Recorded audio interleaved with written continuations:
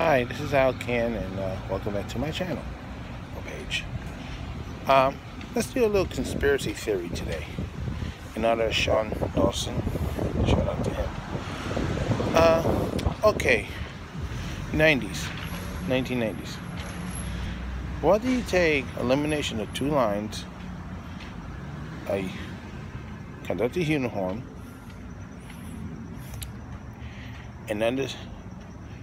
and always sneaky management? You have the recipe for a conspiracy theory called OPTO. What people don't understand what OPTO means, it means one person train operation. Currently, New York City Transit train usually consists of a motorman and a conductor. But somewhere back in the late 60s, early 70s, when asked for the future of New York City Transit Authority, they said trains without conductors. So apparently, this is something they've been working on for a very long time. So, first thing that came out was the R44 subway car with a transverse cab. Well, these are all single units, but they're A, B, BA now. On the 46s, the 68As, they all had single cars with one transverse cab on one end, number one end, and a single cab on the number two end. Now they've all been converted to 4-car units. On the IRT, of course, the 62As were single cars, also converted. Now, the way they went by it, slowly but surely, was something out of a Hitchcock plot. So, what happens is this. In the 90s, when we had the Masaseda, unfortunately, whatever deal he did for the bus division, he had to throw the subway division, quite frankly, under the bus. And without OPTO, he did exactly that. But you know, earlier, the so-called blue room panel came from it. Is it supposed to stop the OPTO? Didn't. Anyway, so now you have the cars converted to the 4-car units, 5-car units, depending which division. 1992, they came out to the union. The employees say, listen, we have the Democratic National Convention coming to the town. To avoid problems with the tourists, we need you to motivate them to start wearing the conductor's uniform. Like dopes, we did. And guess what happened afterwards? Convention left town, but we're still wearing the uniforms. And now, train operators are getting assaulted because people thought the train operators is the conductor as well. Wrong thing. Well, that's a subject for another time. Also, the hats. We don't wear the conductor hats, motormen, so they have the baseball caps now. And those are the only hats we can wear, is the MTA logo hats. Now, of course, for OPTO to work, you need the equipment. So in the 90s, a very popular commuter line called the JK Express was eliminated. And then later in that decade, the Rockaway Park line of the C line was eliminated. They claimed that they need to get rid of the cars, but they made an artificial car shortage. Yes, artificial car shortage. See, they wanted to get rid of the Redbirds, but they didn't have enough cars to replace them with. Or did they?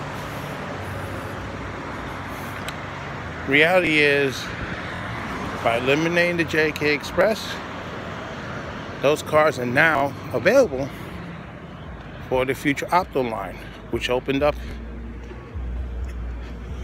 in the summer of 1996.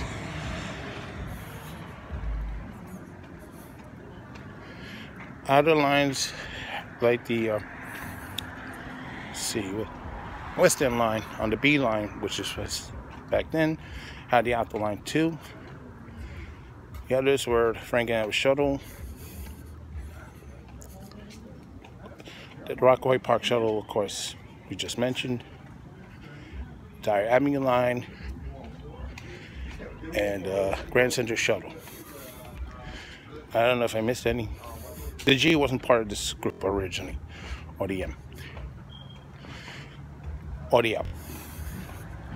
They claim this has been a successful program, but unfortunately, if you look today, no. If it was successful, all the trains would be running OPTO right now. Full length. So what went wrong? For starters, the NYPD under Mayor Ruth Giuliani was cooperating with New York State Transit until they got burned. And the Rockaway Park shuttle incident.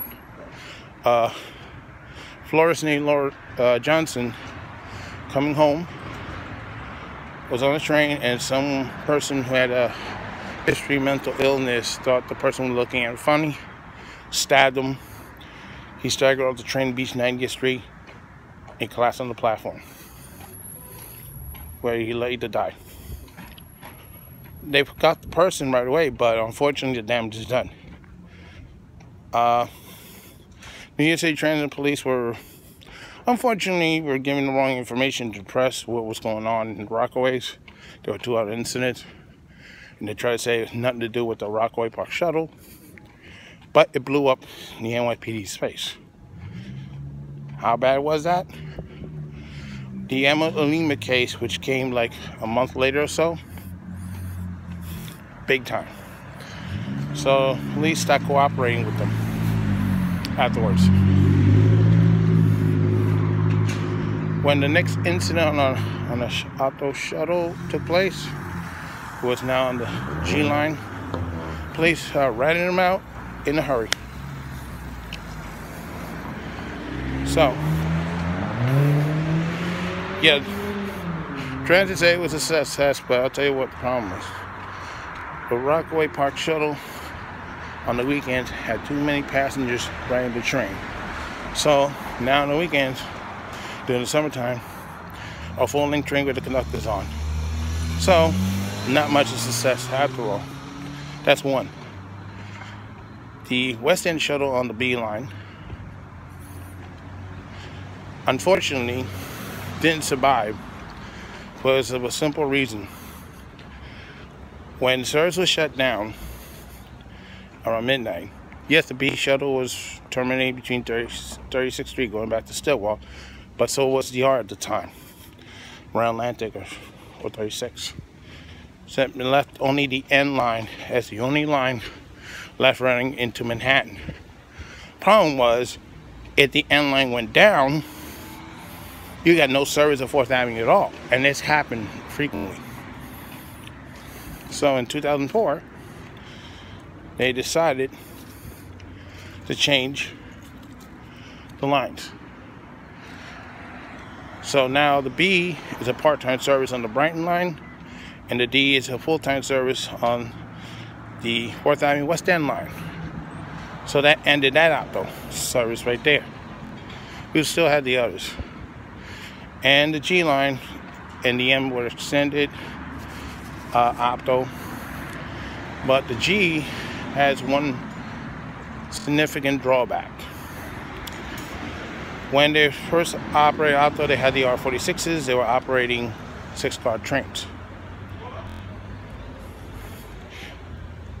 Now the problem is this is costing them money, so they figured it's better to have a 4-car train operating. So they switched over to the 68As, terminated the line at Court Square, and made it part of the South Division. So G passengers are screwed twice because one, now they gotta ride a 4-car train all the time, even when it's crowded, and two, they can't go into Queens. All because somebody wants to save money at their expense. So I don't consider that a successful OPTO operation. They say, oh, it is. No, it's not. Because originally, plans was to make OPTO on the G line 24 hours a day. It didn't work. The arbitrator ruled against them on that one too. That didn't make news. But here's a final kicker for the people on the G line. You're wondering why you don't have the modern R160s running on your line. Well, unfortunately, when they decided to go back to these 60-footers,